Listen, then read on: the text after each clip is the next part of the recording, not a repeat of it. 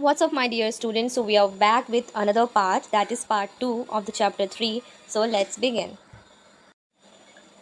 जैसा कि हमने यहाँ तक कंप्लीट कर लिया था, अब है रज़िया सुल्तान के बारे में। इन 1236 इल्तुतमिश डॉटर रज़िया, इल्तुतमिश की जो डॉटर थी रज़िया, उन्होंने सुल्तान का कहते हैं पोस्ट उन्होंने लिया। वो सुल्तान की पोस्ट ली क्योंकि वो अपने ब्रदर्स से ज़्यादा एजुकेटेड थी और ज़्यादा टैलेंटेड थी हर एक मामले में, मिनहज ए सिराज का कहना था। ये एक इन्होंने इनको रिकॉग्नाइज़ किया कि या she is very talented, she is very superior from all of his brothers. इसलिए ये एक क्वीन बनी, सुल्तान बनी, जिन्होंने 4 ईयर्स तक के लिए रूल किया। दैट इज़ फ्रॉम 1236 टू 1240 तक रूल किया। उसके बाद इनको डिथ्रोन कर दिया गया, मतलब थ्रोन से हटा दिया गया।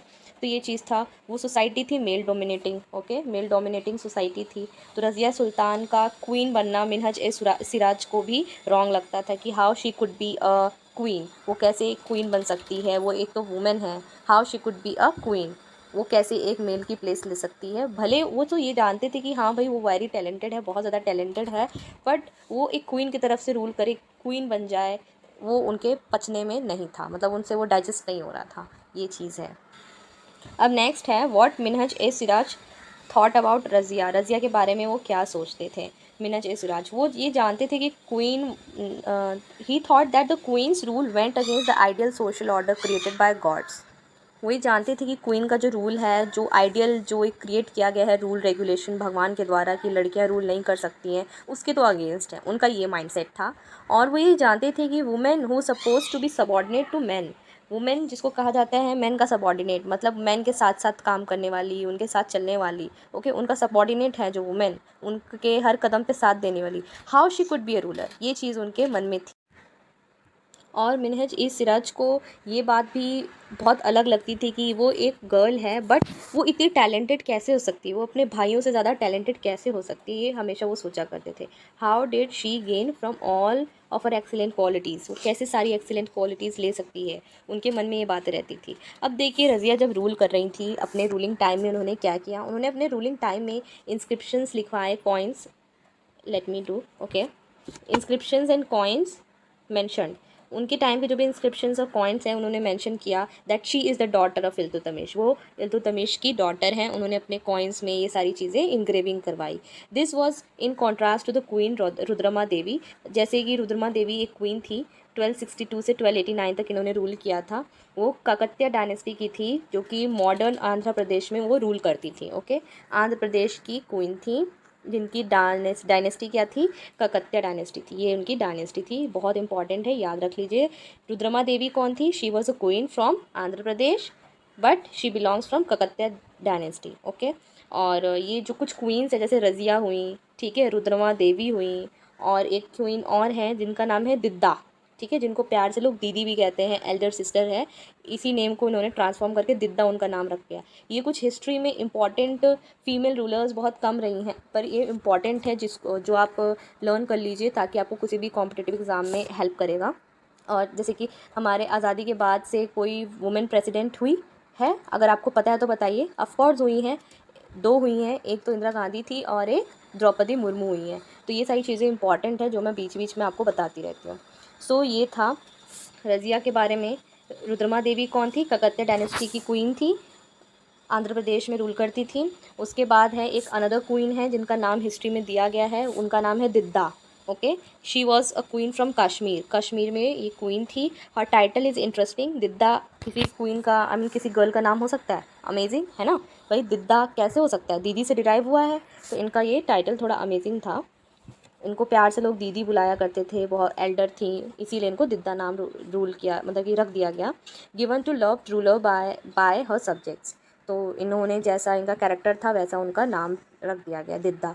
तो ये कुछ हिस्टोरिकल क्वींस हैं जो बहुत इंपॉर्टेंट हैं, okay, so keep it in the mind, this box is very important. तो चलिए देखते हैं एक्सपेंशन ऑफ दिल्ली सल्तनत, दिल्ली सल्तनत कैसे एक्सपेंड हुई उसको हम लोग देखते हैं, ओके। यहाँ पे आप पिक्चर में देख सकते हैं कि कैसे यहाँ पे एक्सपेंशन हो रहा है। Cities captured by Shamsuddin Iltutmish, Shamsuddin Iltutmish, इन्होंने कैसे सिटीज़ को, कितनी सिटीज़ को कैप्चर किया वो हम लोग देखते हैं। यहाँ पे आप देख रहे हैं Lahore, okay, this is Lahore, Narmada पूरे इंडिया का पहले पार्ट था। तो इन सारी सिटीज़ को इन लोगों ने कैप्चर किया बहुत अच्छे से। तो आप मैप क्लियर है नाउ। दो टर्म्स आएंगे हम लोग अभी जो पढ़ेंगे समरी, उसमें दो टर्म्स आएंगे, एक आएगा हिंटरलैंड और एक आएगा गैरिशन टाउन। तो चलिए पढ़ के समझते हैं। In the early 13th century the control of Delhi sultans really went beyond heavily fortified towns occupied by garrisons. जो दिल्ली सुल्तान का कंट्रोल था, मतलब जहाँ पे गैरिशंस रहते थे वहाँ पे, मतलब रियली वैन मतलब धीरे धीरे गया, धीरे धीरे उन्होंने उस पार्ट को भी कंट्रोल किया जहाँ पे सोल्जर्स रहा करते थे। सोल्जर्स रहा करते थे उस प्लेस को कहेंगे गैरिशंस। गैरिशंस मतलब a fortified settlement with soldiers, जहाँ पे सोल्जर्स सेटल हैं उसी को गैरिशन कहेंगे। Fortified settlement with soldiers is called as garrisons. तो दिल्ली सल्तनत जो थी उन्होंने अपना रूलिंग अपना एक्सपैंड किया गैरिशंस तक, मतलब जहाँ सोल्जर्स रहा करते थे। फिर सुल्तान्स ने सेल्डम कंट्रोल किया, धीरे धीरे ऑक्यूपाई किया वो जगह जहाँ पे गुड्स को ट्रांसपोर्ट किया जाता था, उसे हम कहते थे हिंटरलैंड। ओके, जहाँ पे कमर्शियल ट्रांसपोर्टेशन होता है उसी को हम हिंटरलैंड कहते हैं। वहाँ तक सुल्तान्स ने कंट्रोल किया, मतलब एट द बॉर्डर एरिया की तरफ। ओके, जो हमारी कंट्री है उसके बॉर्डर एरिया उसको हिंटरलैंड कहेंगे, जहाँ पे गुड्स का ट्रांसपोर्ट होता था, वहाँ तक धीरे धीरे सुल्तान्स ने अपना कैप्चरिंग शुरू कर दिया। Controlling garrison towns in distant Bengal and Sindh from Delhi was extremely difficult. तो गैरिशन टाउन्स हो गए, ठीक है, बंगाल से लेके सिंध तक, दिल्ली से कंट्रोल करना, मतलब दिल्ली में बैठ के बंगाल से लेके सिंध तक, ओके, कंट्रोल करना थोड़ा डिफ़िकल्ट पड़ गया दिल्ली सुल्तान्स के लिए। ओके, कि भाई एक जगह से कैसे हम दो दो चीज़ें कंट्रोल कर लें पूरा, तो ये इंपॉर्टेंट है, उन लोगों के लिए मुश्किल पड़ गया। Rebellion war and even bad weather could snap fragile communication routes. और कंट्रोलिंग ऐसे तो हो नहीं जाएगा भाई, कम्युनिकेशंस की भी ज़रूरत पड़ेगी, उस ज़माने में फ़ोन नहीं था। ओके, तो कम्युनिकेशंस जो होते थे वो डिफ़िकल्ट पड़ जाते थे, मतलब कि कभी कभी वॉर हो जाती थी या फिर कभी कभी अनवांटेड क्लाइमेट कंडीशन हो जाती थी जिसकी वजह से कम्युनिकेशन में थोड़ी प्रॉब्लम आ जाती थी। The state was also change by Mongol invasions from Afghanistan and by governors who rebelled at any sign of the sultan's weakness. और आप जानते हो मंगोल बहुत फेमस हैं, ये लोग पूरे दुनिया में इन्होंने अपना कहते हैं कब्ज़ा करने की कोशिश की, बट इंडिया में ये लोग नहीं कर पाए। Okay, the Sultanate barely survived these challenges. Its expansion occurred during the reigns of Ghiyasuddin and Balban, Alauddin Khilji and Mohammad Tughlaq. जो भी एक्सपेंशंस है सिंध से लेके बंगाल तक का या फिर उससे भी बियॉन्ड, ये सारे एक्सपेंशंस किसके प्रेजेंस में हुआ? इन लोगों के प्रेजेंस में हुआ, Ghiyasuddin, okay, Balban, Alauddin Khilji, Mohammad and Tughlaq. Okay, तो इन लोगों के प्रेजेंस में सारा एक्सपेंशन हुआ हिंटरलैंड से लेके गैरिशन टाउन्स तक। Okay, the first set of campaigns along the internal frontier of the saltanat aimed at consolidating the hinterlands of the garrison towns. During these campaigns forests were cleared in Ganga Yamuna Doab hunter gatherers and pastoralist expelled from the habitat. तो pastoralist क्या होते हैं? Pastoralist मतलब जो जंगल में रहने वाले आदिवासी लोग कह सकते हैं, या फिर कहते हैं जो जंगल में नेचर के पास रहते हैं उनको पेस्टोरलिस्ट कहते हैं।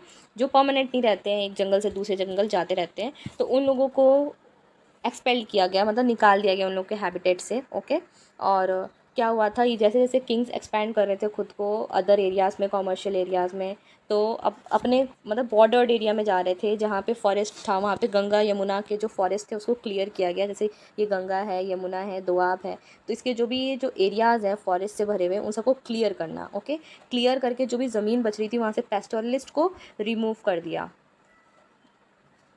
ओके, पैस्टोरलिस्ट को रिमूव कर दिया, और ये जो लैंड थी ये सब किसको दे दिया गया? पीजेंट्स को दे दिया गया, ताकि वो लोग अपना एग्रीकल्चर प्रोसेस प्रैक्टिस कर सकें। ओके, जैसे जैसे वो गंगा दोआब के अगल बगल का जो भी फॉरेस्ट था उसको क्लियर करके उन्होंने किसको दे दिया?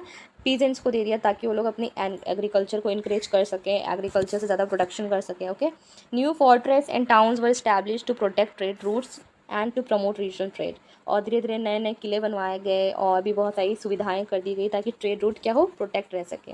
Okay, the second expansion occurred along the external frontier of the सल्तनत। एक्सटर्नल फ्रंटायर मतलब कि बाहरी अब हिस्से में भी, तो इंटरनल में जहाँ पे फॉरेस्ट एरियाज़ थे वहाँ पे इन्होंने सब कुछ किया। अब उसके बाद अब बाहर के एरियाज़, एक्सटर्नल एरियाज़, ओके, अब मतलब मे बी इंडिया के बाहर भी हो सकता है।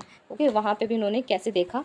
Military expeditions into southern India started during the region of Alauddin Khilji. Military expedition south India में शुरू हो गया था अलाउद्दीन खिलजी के प्रेजेंस में, जैसे कि आप मैप थर्ड में देख सकते हो, Mohammad Tughlaq. Okay, in the campaign sultans armies captured elephants, horses, saltanat armies captured elephant, horses, slaves and carried away precious metal. जो भी सुल्तान की जो आर्मी थी, सल्तनत की जो आर्मी थी, उन लोगों ने हॉर्सेज, एलिफेंट्स और भी बहुत सारी चीज़ें, स्लेव्स हो गए, इन सबको अपने साथ उठाया, सोना चांदी, जो भी इंपॉर्टेंट मेटल्स, जो भी प्रेशियस मेटल्स थे, मतलब लूट मार करके भाग गए। कौन भाग गए भाई? सल्तनत आर्मीज़। ओके, सल्तनत की जो आर्मीज़ थी उन लोगों ने लूट मार मचाई और वो लोग सब कुछ ले वे के भाग गए। अब देखिए मैप में कितना इन लोगों ने कब्जा कर लिया था। रणथंबोर, चित्तौड़, मांडू, सोमनाथ, बंगाल, कत्यास। ओके, ककतियास कहाँ के थे? आंध्र प्रदेश के थे। कौन सी रानी थी ककतिया की? रुद्रमा देवी। ओके, यहाँ से रिवीजन भी हो गया। So this is important. ये मैप आप ज़रूर देख लीजिए। होशियालास कहाँ थे? थंजावर। ये ओके, ये सारे इंपॉर्टेंट किंगडम्स हैं, कहाँ कहाँ कैसे कैसे ये लोगों ने अपना एक्सपेंशन किया। Now, by the end of Muhammad Tughlaq's region, 150 years after somewhat humble beginnings, the armies of the Delhi Sultanate had marched across large part of the subcontinent. और ये सब होने के बाद 150 साल जब ख़त्म हुए, जब मोहम्मद तुगलक का रीजन ख़त्म हुआ, तो उसके बाद क्या हुआ? धीरे धीरे एक बिगनिंग हुई। ओके, दिल्ली सल्तनत तो पूरा मार्च कर चुकी थी across large part of the sub continent. हमारे इंडिया के मेनली ये हमारा इंडिया है। Okay, let me draw. हमारे इंडिया के हर पार्ट तक इन्होंने अपना कब्ज़ा कर लिया था। नॉर्थ हो, ईस्ट हो, वेस्ट हो। ओके, हर पार्ट तक कहाँ किसका कब्ज़ा हो गया था? दिल्ली सल्तनत का कब्ज़ा हो गया था। They had defeated rival armies and seize cities. और दिल्ली सल्तनत इतनी स्ट्रॉन्ग हो गई थी कि उन्होंने हर एक आर्मी को हरा दी, ऊपर से सिटीज़ को छीन लिया, झपट लिया। Okay, seize cities. ओके, तो यही होता है वॉर में किंग्स के साथ। द सल्तनत कलेक्टेड टैक्सेस फ्रॉम पीजेंट्रीज, और किसानों से, जो भी एग्रीकल्चर मैन थे उन सबसे ये लोगों ने टैक्सेस कलेक्ट किए। And dispense justice in its realm, और जो भी अपनी अपनी जगह थी, रियाल मतलब जो अपनी एरिया जो जिसमें वो रूल करते हैं, उनका इंटरेस्टिंग पार्ट है, वहाँ पे उन्होंने जस्टिस भी दिया। But how complete and effective was it's control over such a vast territory. इतने बड़े टेरिटरी, इंडिया कोई छोटा मोटा देश तो है नहीं, इतना बड़ा टेरिटरी, इतना बड़ा सब कॉन्टिनेंट है, इसमें कैसे मतलब रूल करना इतना ईजी हो गया। ओके,